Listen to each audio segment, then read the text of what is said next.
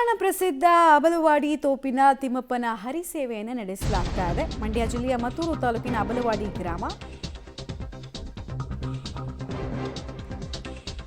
ದೇಗುಲಕ್ಕೆ ಬಂದಂತಹ ಭಕ್ತರಿಗೆ ತಾವರೆ ಎಲೆಯಲ್ಲಿ ಊಟ ಬಡಿಸೋದಕ್ಕೆ ಅಂತ ಮುಂದಾಗಲಾಗಿದೆ.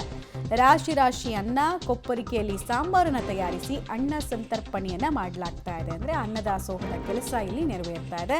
ಒಮ್ಮೆಲೆಗೆ 20,000ಕ್ಕೂ ಹೆಚ್ಚು ಭಕ್ತರಿಗೆ ಪ್ರಸಾದ ವಿತರಣೆ ಆಗುತ್ತೆ. ಸಾಕ್ಷಾತ್ ವಿಷ್ಣು ಪಾದ ಸ್ಪರ್ಶ ಮಾಡಿದಂತಹ ಸ್ಥಳ ಇದು ಅಂತ ಪ್ರತೀತಿಯನ್ನ ಹೊಂದಿದೆ. ದೃಶ್ಯಾವಳಿಗಳಲ್ಲಿ ನೀವು ನೋಡ್ತಾ ಇದ್ದೀರಾ ತಾವರೆ ಎಲೆಯಲ್ಲಿ ಅನ್ನದಾಸೋಹದಲ್ಲಿ ನಿರತವಾಗಿರುವುದನ್ನು.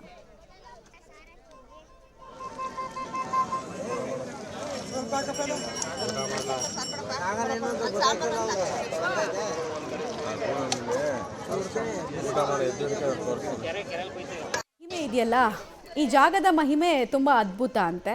ವಿಷ್ಣು ಪಾದ ಸ್ಪರ್ಶ ಮಾಡಿದಂತಹ ಸ್ಥಳ ಅನ್ನೋ ಪ್ರತೀತಿ ಇದು. ಹೀಗಾಗಿ ತುಂಬಾ ಜನ ಬಂದು ಹರಿ ಸೇವೆಯನ್ನ ಮಾಡ್ತಾರೆ. ಇನ್ನು ತಪ್ಪಲೆಗಟ್ಟಲೆ ಅಲ್ಲಿ ಸಾಂಬಾರುಗಳನ್ನು ರೆಡಿ ಮಾಡಲಾಗ್ತಾ ಇದೆ.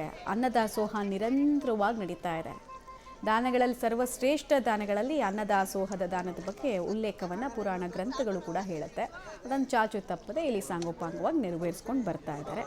ಸಾವಿರಾರು ಸಂಖ್ಯೆಯಲ್ಲಿ ಆಲ್ಮೋಸ್ಟ್ ಒಂದು 20,000ಕ್ಕೂ ಹೆಚ್ಚು ಭಕ್ತರು ಬರ್ತಾ ಇದ್ದಾರೆ ಅಂತ. ಅವರೆಲ್ಲರಿಗೂ ಅನ್ನ ಸಂತರ್ಪಣೆ ಆಗ್ತಾ ಇದೆ. ಅಂದರೆ ಇದು ನಾನು ತುಂಬ ಚಿಕ್ಕ ಹುಡುಗಿಯಿಂದನೂ ನಾನಿಲ್ಲಿ ಬರ್ತಾ ಇದ್ದೀನಿ. ಆ್ಯಕ್ಚುಲಿ ಇಲ್ಲಿ ಏನು ವಿಶೇಷತೆ ಅಂದರೆ ತಾವರೆ ಎಲೆಯಲ್ಲಿ ಊಟ ಕೊಡ್ತಾರೆ. ಇಲ್ಲಿ ಲಕ್ಷಗಟ್ಟಲೆ ಜನ ಬಂದು ಸೇರ್ತಾರೆ ಸರ್. ಇಲ್ಲಿ ಮಹಿಮೆ ಏನಂದರೆ ಎಷ್ಟು ಅನ್ನ ಹಾಕ್ತಾರೋ ಅಷ್ಟು ತಿನ್ನಲೇಬೇಕು, ಯಾರು ಇಷ್ಟಿಷ್ಟು ಹಾಕಿ ಅಂತ ಹೇಳಲ್ಲ. ಸೊ ಇಲ್ಲಿ ಊಟನ ಚೆಲ್ಲಾಡಿ ಹಾಗೆ ಊಟ ಮಾಡೋದು ಪ್ರತಿ ವರ್ಷವೂ ಹೀಗೆ ನಡೆಯುತ್ತೆ.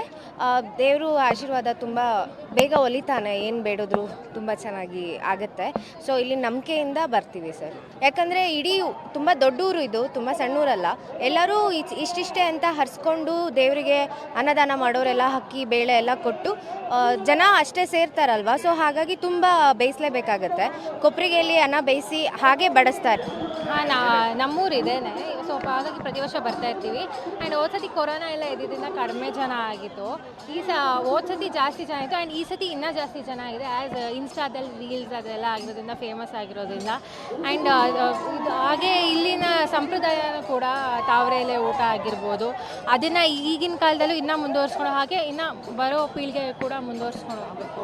ಹೌದು, ಎಲ್ಲೂ ಊಟ ಮಾಡ. ಇಲ್ಲಿ ವೆಂಕಟೇಶ್ವರ ಸ್ವಾಮಿ ದೇವಸ್ಥಾನ ಇರೋದ್ರಿಂದ ಹಾಗಾಗಿ ಲಕ್ಷ್ಮಿಗೆ ತಾವರೆ ಎಲೆ, ಕಮಲನ ತಾವರೆ ಎಲೆ ಹೇಳೋದ್ರಿಂದ 200-300 ವರ್ಷಗಳಿಂದ ನಡ್ಕೊಂಡು ಬರ್ತಾ ಇದೆ. ಮೊದಲೆಲ್ಲ ಸಿಂಪಲ್ ಆಗಿ ಮಾಡ್ತಿದ್ರು.